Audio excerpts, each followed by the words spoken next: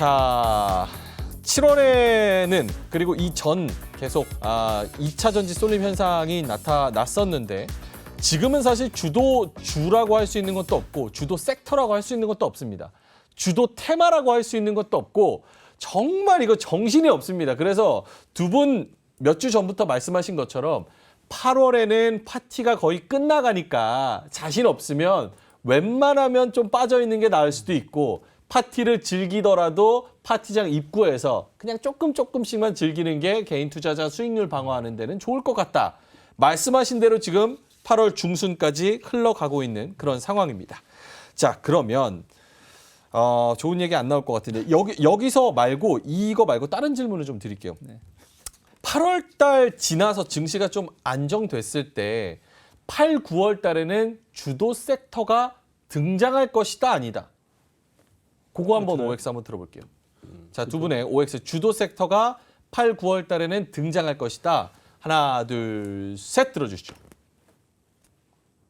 두 분 다 주도 섹터는 없이 계속 그냥 테마 안에서 수급이 왔다 갔다 하고 좀 정신없는 시장이 계속 이어질 것이다.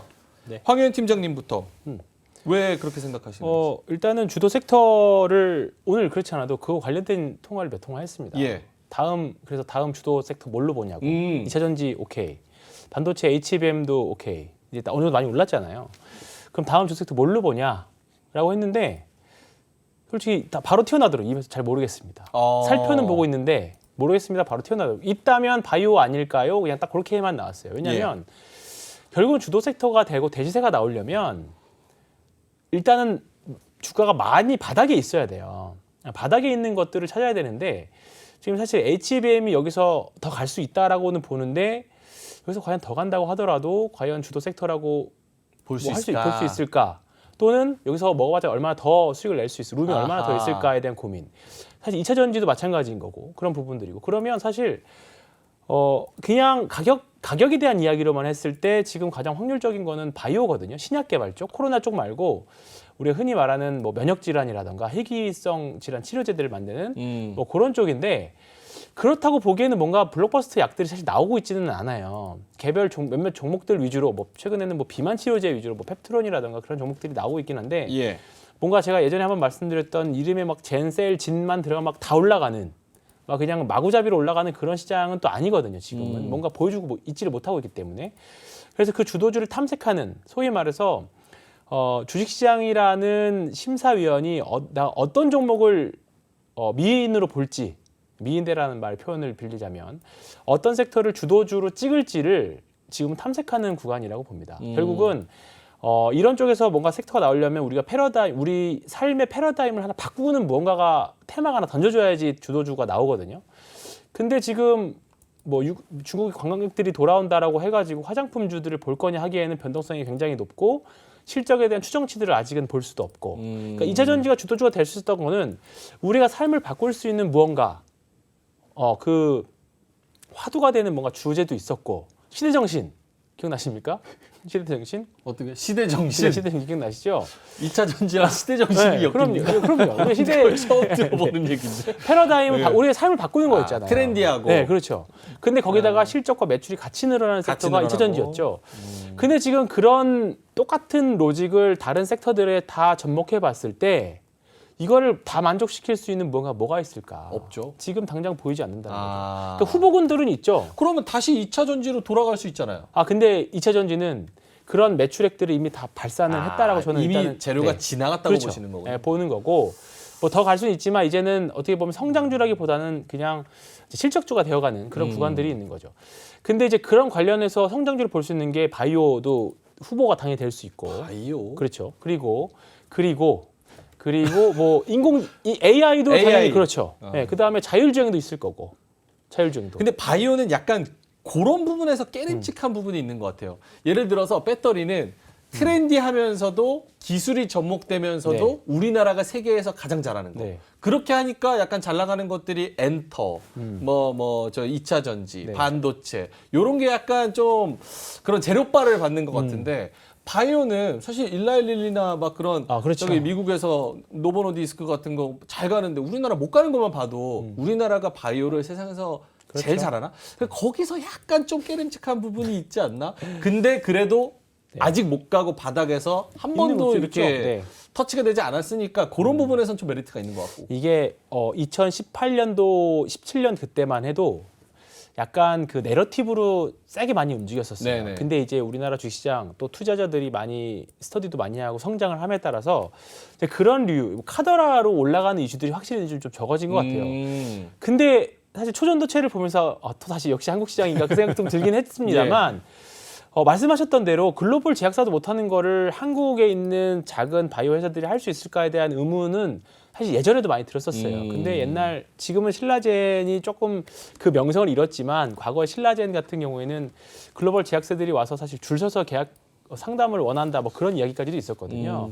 그러니까 그런 이제 시절이 다시 오지 말라는 법은 없다라고 봅니다. 그렇기 때문에 후보군들은 있습니다. 지금 주도주로 갈 만한 후보군들이 계속 찾고 공부를 하고 있는데 지금은 사실 어떤 게 먼저 튀어나갈지에 대해서는 아직은 조금 흐린 것 같습니다. 조금 안개가 더 네, 거쳐야 그렇습니다. 이야기를 할 수 네. 있을 것 같다. 알겠습니다.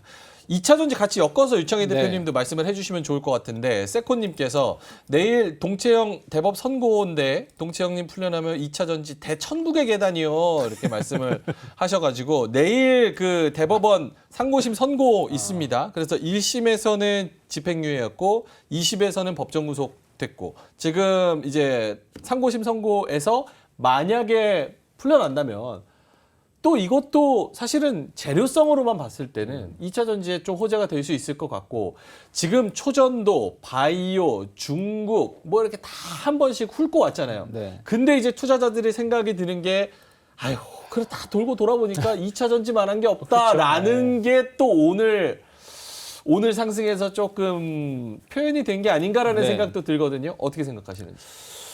뭐 잘 모르겠습니다. 잘 모르겠고 중요한 말씀을 거는 아끼시네요. 중요한 거는 우리가 생각하는 것보다 시간을 빨리 간다라고 보시면 될 것 같아요. 그게 무슨 뜻이죠? 제가 이 말씀 드리는 거는 지금 주도주는 의미가 없다. 그러니까 지금 조정이 나왔잖아요. 그럼 조정이 나오고 반등이 나오고 또 수렴 기간이 거치고 하면 연말이에요. 그렇죠. 네. 그러면 주도주는 내년을 위한 주도주를 봐야 되는 것이지 지금 여기서 2차 전지가 만약에 에코프로가 다시 150만 원 간다고 해서 그게 주도주냐? 그 기술적 반등인 거예요. 엄밀히 따지면. 반도체가 이스페타시스가 직전 고점을 간다든가 뭐 한다고 했을 때 이게 주도주인가? 이거 그냥 직전 고점입니다. 조정을 받은 거에 따른 반등, 기술적 반등인 것이지 이게 쭉쭉쭉 에코프로가 200만 원, 300만 원 간다라고 지금 말하기는 좀 조심스러운 부분들이 좀 있다라는 것이죠. 그래서 지금 제가 봤을 때는 앞으로 남은 4개월 정도의 흐름은 뭐냐면 하락이 나오고 다시 반등이 나오는데 그 엄밀히 따지면 지금부터 엄밀히 따지면 한 8월 다음 주부터 한 9월 초까지는 뭐 물반 고기반이라 보시면 될 것 같아요. 주가 지수가 많이 하락을 해 있기 때문에 어떤 주식을 산다고 하더라도 웬만해서 손실보다는 수익이 날 수 있는 구간이라는 것이죠. 여기서는 주도주의 의미가 없어요. 낙폭 가대에 따른 반발 매수가 들어와서 오르는 거다 보시는 건데 보는 게 맞고 진짜 주도주는 이제 이 수렴 기간이 끝나고 나서 주가 지수를 끌어올리면서 그 섹터가 치고 나가는 게 주도주인데 그것을 지금 말하기에는 조금 시간이 부족하다 생각하고 있고 아직은 좀 더 탐색을 해야 된다 생각하고 있고 또 그 주도주는 올해의 주도주가 아니라 내년의 주도주를 바라봐야 되지 않을까. 시각 자체를 조금은 달리 봐야 되지 않을까 판단하고 있습니다. 그러면 개인 투자자들은 주도주나 주도 섹터 없으면 굉장히 수익 내기 힘들겠다라는 생각이 드는데 특히나 초전도체도 한번 누가 인터뷰에서 된다 안 된다 네이처에서 무슨 말 나오면은 갑자기 하한가 들어가고 이거는 사실 개인 투자자의 영역은 아니라는 생각이 좀 드는데 그럼 우리 개인 투자자가 주식시장에 계속 있으려면 어떤 전략과 어떤 테마 혹은 어떤 섹터로 수익을 내야 되는 건지 혹은 그냥 극단적으로 쉬는 게 나은 건지. 아니죠. 일단은 뭐 낙폭가대 종목군들 중심으로 해서 접근해 보는 거는 당연히 어떤 sek터로? 섹터가 의미가 없다니까요. 아. 낙폭가대라는 뜻은 뭐냐면 일시적으로 뭐 한 20% 30% 하락한 종목군들 반등 없이. 예를 들어 이스페타시스도 거의 30% 하락하고 나서 지금 10% 정도 주가가 올라온 거거든요. 그러니까 이 낙폭가대 종목이라는 거는 그냥 회사에 문제가 있는 게 아니라 아무 이유 없이 시장에 문제가 있어서 좀 조정이 좀 강하게 나온 종목군들이 돌아가면서 올라오는 것이고 이제 여기서 이제 좀 더 치고 나가거나 주도주가 될 수 있는 기준은 뭐냐면 만약에 오늘이 아까 말씀드린 대로 오늘 주가 하락 나오고 나서 옆으로 횡보하고 나서 주가 지수가 다시 오른다고 했을 때 이 기간 조정을 줄 때 저점을 깨면 안 되는 거죠. 그러니까 저점이란 얘기는 우리가 최근에 형성됐던 저점을 찍으면 안 된다는 거예요. 예를 들어서 에코프로가 약간 눌림목이 나올 수 있겠죠. 근데 그 눌림목이 나오는데 100만 원 이탈 한두 번 해버린다. 그러면은 주도주가 될 수가 없는 것이죠. 그러니까 100만 원을 지켜주면서 만약에 조정이 나온다고 하더라도 105만 원, 뭐 106만 원 이렇게 이 자리에서 지지력이 나오면서 올라온다라면 다시 한번 뭐 120만 원, 130만 원까지 갈 수 있지만 만약에 흔들림 조정이 나올 때 100만 원을 깨버린다 그러면 이거는 정말 그 100에서 110만 원까지 기술적 110일지 115일지 모르겠지만 이건 기술적 반대인 것이고 저점을 다시 만들어 버리는 거잖아요. 그러니까 지금부터 만약에 뭐 더 치고 나갈 수 있는 종목을 보신다라면 기술적 반등이 한번 주고 나서 약간 눌림목을 줄 때 그 직전 저점을 이탈하지 않는 종목을 중심으로 해서 바라봐야 되지 않을까 판단하고 있습니다. 알겠습니다. 지금 말씀하신 그런 후보군의 종목들은 잠시 후에 돌아와서 한번 여쭤보도록 하고 팀장님은 어떠십니까? 지금 어떤 전략, 어떤 섹터? 계속 바이오? 아니요, 바이오도 해야 되고요. 이제 전공정도 좀 봐야 된다라고 봐요. 반도체에서. 뭐 제가 계속 반도체를 좋아하는 게 절대 아니라 예. 지금 2차전지만큼 매매해볼 만한 거 오늘 사실 반도체도 꽤 변동성 크게 그렇죠. 줬거든요. 충분히. 그 때문에 결국은 2차전지하고 그 반도체 수급상 거기에다 이제 가끔 바이오가 치고 올라가는 그런 그림이 계속 그려질 거라고 보는데 지금 현물 가격, DDR 현물 가격이 이제 9월 정도면 반등할 거라고 보거든요. 그렇게 되면 이제 전공정도 지금 뭐 사실 뭐 수요가 안 좋다, 여러 가지 안 좋다 하고 하기지만 이게 웃긴 게 뭐냐면 4월 달, 5월 달만 해도 수요 이제 앞으로 좋아진다, 이제 하반기 좋아진다는 기사 나왔었어요. 그러니까 주가가 올라가면 좋은 뉴스로 도배가 되고 떨어지면 또 나쁜 뉴스 계속 나옵니다. 그러니까 주가가 먼저 반등하게 되면 사실 예상을 하고 들어가는 거기는 한데 만약에 예상대로 현물 지금 그 업계에서 나오는 전망대로 현물 가격이 이제 9월 달 정도에서 반등하게 되면 예. 전공정도 또 반등이 나올 겁니다. 그렇기 때문에 지금 최근에 반도체 HBM 주식도 그렇고 반도체 전공정 중에서 이제 많이 떨어진 것들 많이 있거든요. 그리고 오늘 몇몇 종목들은 다시 21선 위로 추세를 돌린 종목들도 꽤 있습니다. 그렇기 때문에 반도체도 한번 계속 빼놓지 말고 보셔야 될 것 같아요. 전공정은 엔비디아 실적 나오고 나서 사는 게 사도 전략적으로 전혀 늦진 않다고 생각합니다. 나오고 네, 나서. 네, 나와서. 네. 알겠습니다. 그러면 두 분 종목 하나씩만 받아볼게요. 여러 가지 전략과 아이디어가 있으신 것 같은데 거기에 부합하는 종목들 한두 개씩만 주신다면 유창희 대표님부터.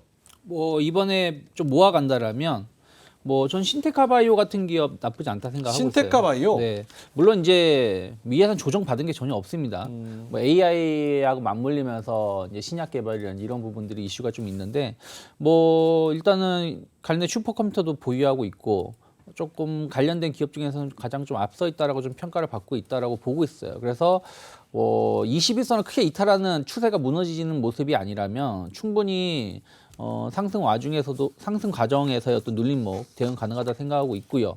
그리고 좀 이제 대형 종목에서 본다라면 뭐 저는 기아 같은 경우도 뭐 조정 시에는 모아갈 수 있는 기업이 될 수 있다라고 보고 있습니다. 가격 전략은요? 뭐 기아 같은 경우는 11만 원 정도 계속해서 목표치 놓고 있고요. 신테카바이오는 이제 변동성이 이제 탄력성이 높기 때문에 일단 단기 목표가 2만 5천 원 정도 열어놓고 있습니다. 기아 11만 원이요? 네, 왜요?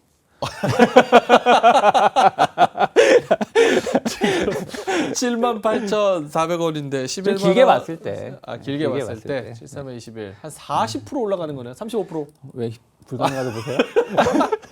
좋아서.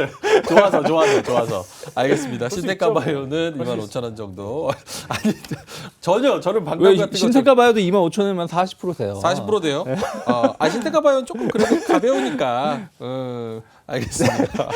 저는 뭐 그런 감정이 없습니다. 주식에 감정을 담지 않는. 네, 전 감정을 담습니다. 감정을 담으세요? 알겠습니다. 자, 그럼 우리 팀장님은 종목을 한두 개 정도만 주신다면? 저는 반도체 중에서는 주성 엔지니어링 계속 주성? 네, 이제 충분히 밀릴 만큼 밀렸고 뭐 2분기 실적이 생각보다 좋게 나오진 않았습니다. 좋게 나오진 않았는데 어차피 방향성은 맞다라고 생각해서 뭐 양호한 최근 이제 7월달 상승의 양호한 조정 정도가 나온 거기 때문에 그리고 이제 조금 보수적이신 분들이라고 하면 아예 21선 위로 올라가서 조금 더 지금보다 높아지면 사는 게 나을 수 있을 거라고 보는데 지금 구간은 조금 애매할 수는 있습니다. 25,000원대 가격은 애매할 수 있어서 아예 24,000원대 사시던가 아니면 차라리 아예 26,000원대 사시던가 그렇게 전략을 하고 목표가는 모르겠습니다. 신고가. 신고가? 네, 저는 신고가를 간다 이렇게 생각을 하고 있는 종목이고요. 바이오 중에서는 전 유한양행. 네, 유한양행. 유한양행. 네, 유한양행 그냥 참고 삼아서 보시면 좋을 것 같습니다.